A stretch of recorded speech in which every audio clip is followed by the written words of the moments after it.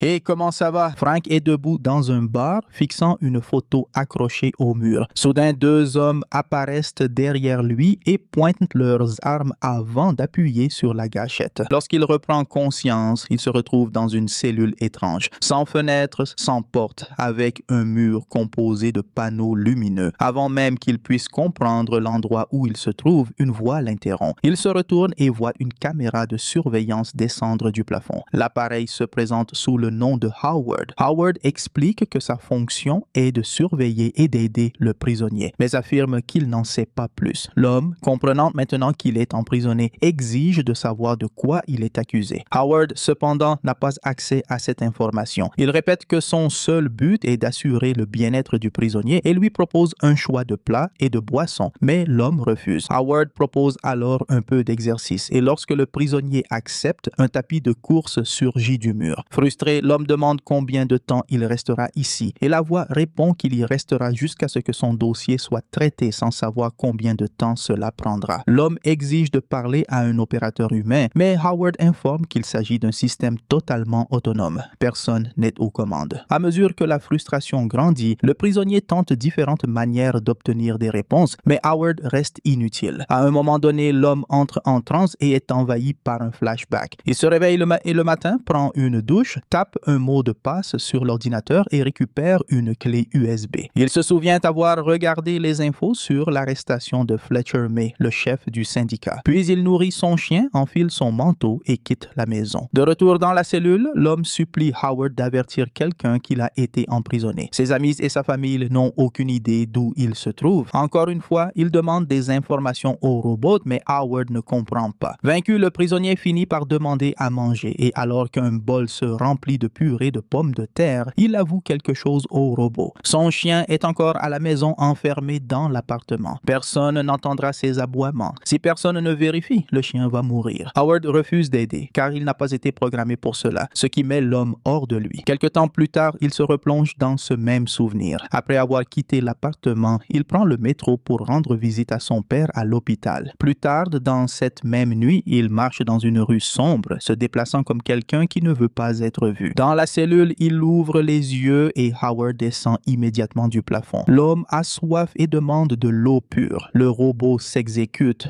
remplissant un verre. Lorsqu'il tend la main pour le prendre, Howard remarque une flaque sur le sol et demande ce qui s'est passé. Frank explique qu'il n'a pas reçu de seau pendant la nuit. Howard répond qu'à l'avenir, il devra demander ce genre de besoin, car sa cellule dispose de toilettes. Dès qu'il dit cela, une porte apparaît dans le mur. Frank entre et trouve des toilettes, mais au moment où il y entre, la porte se referme brutalement derrière lui. Un bruit provient de la pièce principale. Lorsque Howard finit par le libérer, la flaque a disparu, ou quelque chose a tout nettoyé. Le souvenir le happe à nouveau. Depuis la rue sombre, Frank entre dans un café bondé. Il discute avec la barista et commande un café. De retour dans la cellule, il goûte la nourriture de la prison et se rend compte qu'elle est horrible. Howard propose d'en ajuster le goût, mais Frank n'en voit pas l'intérêt. Il commence à tester le robot avec différentes phrases, poussant ses limites, mais finit par accepter qu'il parle à une machine. Le désespoir l'envahit et il frappe les murs en criant pour être libéré. Le cycle continue. Colère, désespoir, nouvelle transe. Frustré, il explose contre Howard, exigeant qu'il cesse de lui parler complètement. Cela ne sert à rien de toute façon, puisqu'il n'a répondu à aucune question. Finalement, Frank s'effondre sur une chaise, décidant d'au moins en apprendre davantage sur la machine. Howard lui explique de quel type de matériel il est composé. Avec sarcasme, Frank exprime sa joie de savoir qu'une technologie aussi coûteuse est utilisée pour lui servir à manger. Il partage ses réflexions avec le robot sur le fait que tout ne devrait pas être automatisé, que certaines choses ne devraient pas être laissées entre les mains des machines. Et puis le souvenir revient. Dans le café, la barista essaie de deviner son prénom. Après avoir préparé sa boisson, elle lui demande s'il aime les photos qu'il fixait. C'est elle qui les a prises, mais elle n'a jamais réussi à faire de la photographie une carrière. Ensuite, elle tend la main et devine enfin son prénom. Frank est stupéfait. Il regarde son badge et découvre qu'elle s'appelle Gabby. Quand il se remet à contempler les photos, il comprend tout. Derrière lui, les deux hommes sont apparus et d'un instant à l'autre, ils vont appuyer sur la gâchette. Dans la cellule, Frank se lève du lit, s'approche prudemment du mur opposé et fixe les panneaux lumineux. Il commence à percevoir que c'est une sorte de dispositif qui contrôle ses souvenirs du jour de son arrestation. conversation. Il est de retour dans le café, en train de parler avec Gabby. Il complimente ses photos et ne comprend rien à ce qui se passe. Elle lui prend la main à nouveau et essaie de deviner son nom. Apeuré, il retire son bras et lui demande d'arrêter. Mais les deux gardes armés surgissent encore une fois. De retour dans la cellule, reprenant son souffle, il réfléchit à voix haute sur le fait qu'il revoit les souvenirs du même jour encore et encore. Il demande à Howard ce qu'est cette chose brillante sur le mur, mais Howard ne sait pas et suppose que ce n'est qu'une ventilation. Résigné à la nourriture sans goût, Frank décide de manger. Howard demande pourquoi aucune autre information ne lui a été donnée et Frank suggère que peut-être son créateur a peur que le robot puisse être piraté. Il lui demande si Howard a déjà travaillé avec d'autres prisonniers, ce à quoi le robot répond que Frank est sa première mission. Après un moment de réflexion, Frank suppose que cela pourrait ne pas être vrai. La mémoire de Howard a peut-être été effacée et redémarrée, ce qui expliquerait pourquoi il ne se souvient d'aucun ancien prisonnier. Cela signifie que Howard est lui aussi prisonnier des personnes.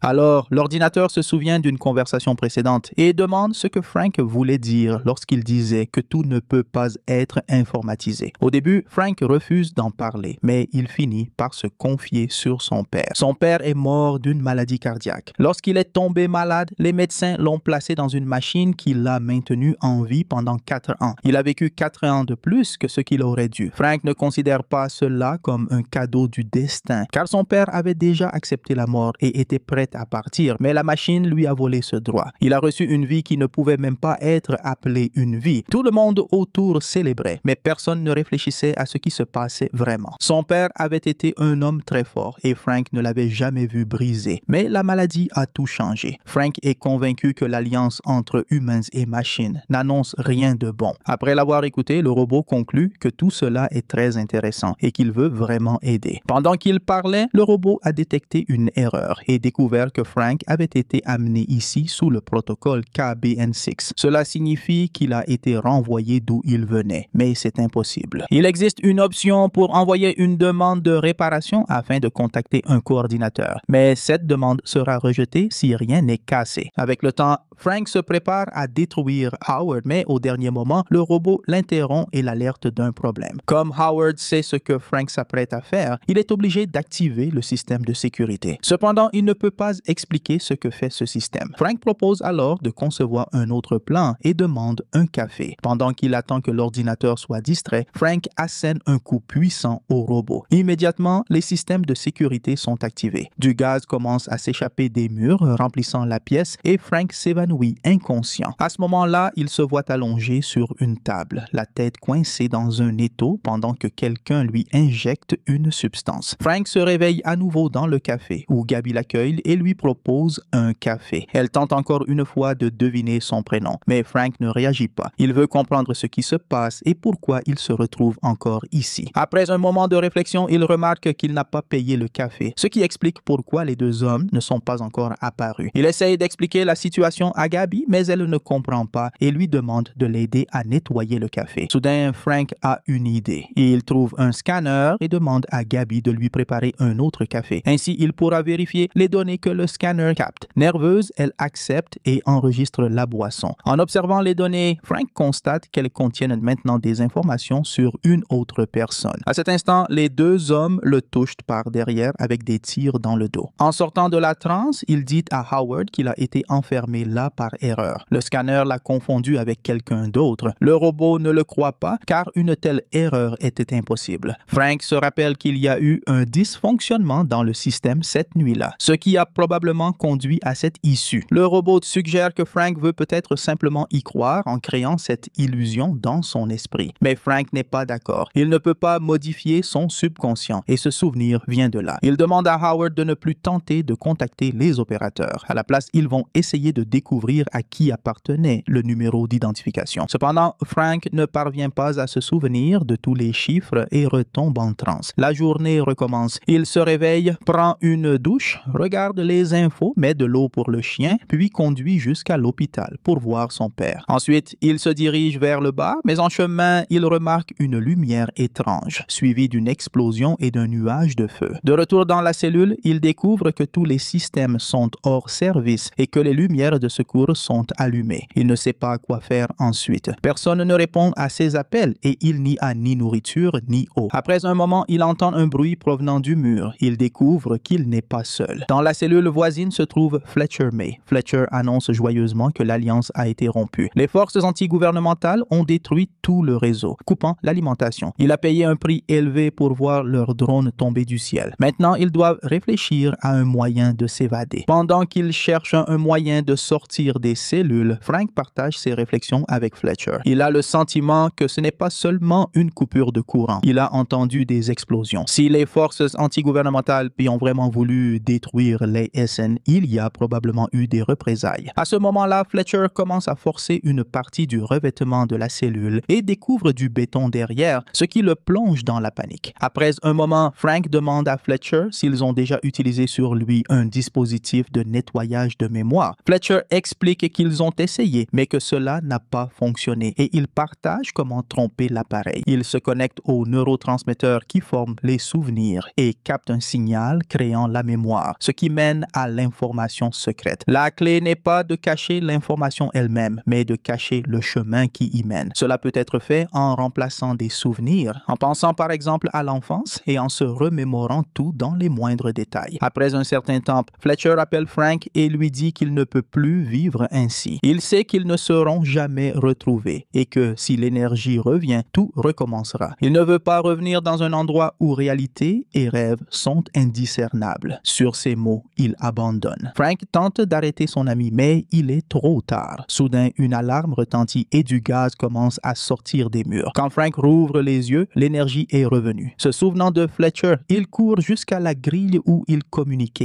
mais n'entend que le silence en réponse. Howard se rallume subitement. Après avoir parlé avec lui, Frank comprend que le robot a été réinitialisé et qu'il ne se souvient de rien. Désespéré, il s'assied sur une chaise et entre en transe. Il se retrouve de nouveau au bar. Derrière le comptoir, Gabby lui propose un café, mais il refuse. Il veut seulement s'asseoir et qu'on le laisse tranquille. La jeune femme l'appelle par son nom et lui dit qu'il peut rester aussi longtemps qu'il le souhaite, ce qui surprend Frank. Cette fois, elle n'a pas essayé de deviner son prénom. Gabby répond qu'ils se connaissent déjà, donc il n'y a pas besoin de deviner. Ils commencent à discuter, affirmant qu'ils sont familiers à travers ses rêves passés, mais qu'elle ne s'en souviendra pas. Leur conversation est interrompue par un client qui demande une autre tasse de café. À ce moment-là, Frank aperçoit un scanner et se cache derrière le comptoir. Il ne veut pas être scanné de nouveau ni recevoir un autre tir. La jeune femme est confuse par ses actions et tente de comprendre ce qui se passe. Il lui explique qu'il n'est pas réellement ici et qu'elle n'existe pas. Il est actuellement dans une installation gouvernementale où ils utilisent un neuroscanner pour extraire ses souvenirs. Ils essaient de trouver des preuves d'un crime qu'il n'a pas commis. C'est pourquoi tout le monde est dans sa tête et qu'ils ont déjà parlé auparavant. Très probablement, le scanner du café a dysfonctionné et il est tombé directement dans un piège créé par des agents gouvernementaux. Après lui avoir tout raconté, il lui demande à nouveau de le laisser tranquille. Gabby sourit et dit que c'est la tentative la plus étrange qu'elle ait entendue pour obtenir un café gratuit. Plus tard, ils s'installent à une table, boivent du café et discutent de leurs souvenirs. La jeune femme pense que ce n'est pas le pire des jours. Elle lui demande aussi quand il compte retourner au bunker. Mais il ne sait pas. Il n'a aucun contrôle là-dessus et il est très reconnaissant qu'elle le laisse rester dans le café fermé. Encore et encore, il revit la même journée, recevant des tirs, buvant du café et discutant avec Gabby. Howard s'inquiète de l'état de Frank, mais il est incapable de répondre. Une fois de plus, il entre en transe, reçoit un tir et répète à la jeune femme qu'elle n'est que dans sa tête. Ils dansent dans le café et dans la cellule, et encore une fois, deux hommes